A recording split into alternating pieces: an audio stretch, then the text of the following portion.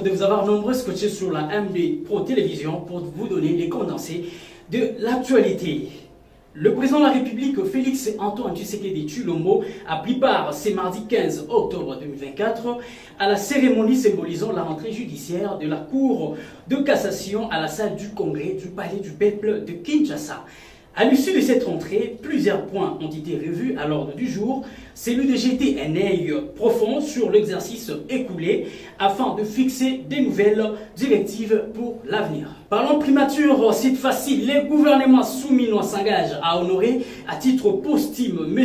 Hassani Wallo Samba, concepteur des armoiries nationales de la République démocratique du Congo, décédé le 12 août dernier lors d'une audience à la primature en présence de la ministre de la Culture et des Arts, Madame Yolande Elébé. La famille de l'illustre disparu a été reçue pour lui rendre hommage. Parlons cette fois de transport. Un incendie a ravagé plusieurs bus de la société de transport au Congo, Transport en cycle, ce mardi 15 octobre 2024, dans l'enceinte de l'entrepôt à Massina Siforco. Signalant qu'aucun décès n'a été signalé, le bâtonnier siforien Mere Moba, directeur général de la société Transco, nous donne de précisions. Il doit être vendu, dépiécé, pour ne pas dire coupé.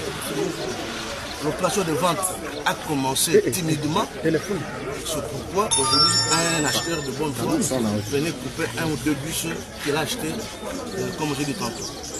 Je présume, les enquêtes peuvent nous dire plus, mais à première vue, il s'agit d'un défaut de prévoyance de celui qui coupait. Et comme vous le savez, c'est pas on appelle ça accident. Accident veut dire que ça arrive sans la volonté de l'homme. Il s'agit purement et simplement d'un accident.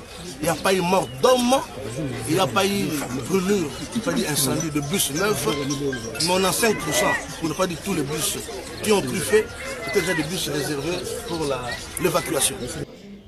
Parlons toujours transport. Le vice-premier ministre du Transport, Jean-Pierre Bemba Gombo, visite ce mercredi 16 octobre 2024 l'entrepôt de Transco situé dans la commune de Massina qui a subi hier au mardi un fort incendie aux après-midi avec comme objectif de s'enquérir des dégâts causés par cet incendie et de renforcer les dirigeants et agents de cette société congolaise du transport.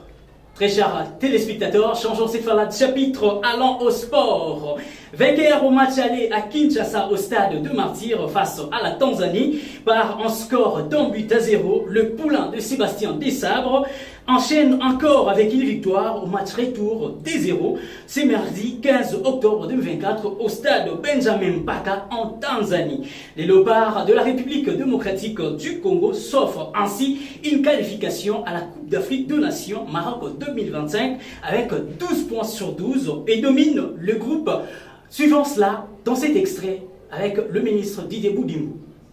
Terminons ces bulletins d'information avec cette information de la culture. Le régulateur de médias congolais, c'est ça convoque l'artiste musicien Petit Fally pour des propos jugés irrespectueux envers la mémoire de Patrice Emery Lumumba, héros national, dans sa chanson Diki Diki. Mesdames et messieurs, c'est ainsi que s'achève ces bulletins d'information que vous a proposé la rédaction de la MD Pro Télévision. Les infos restent en continu sur notre chaîne. D'ici là, portez-vous.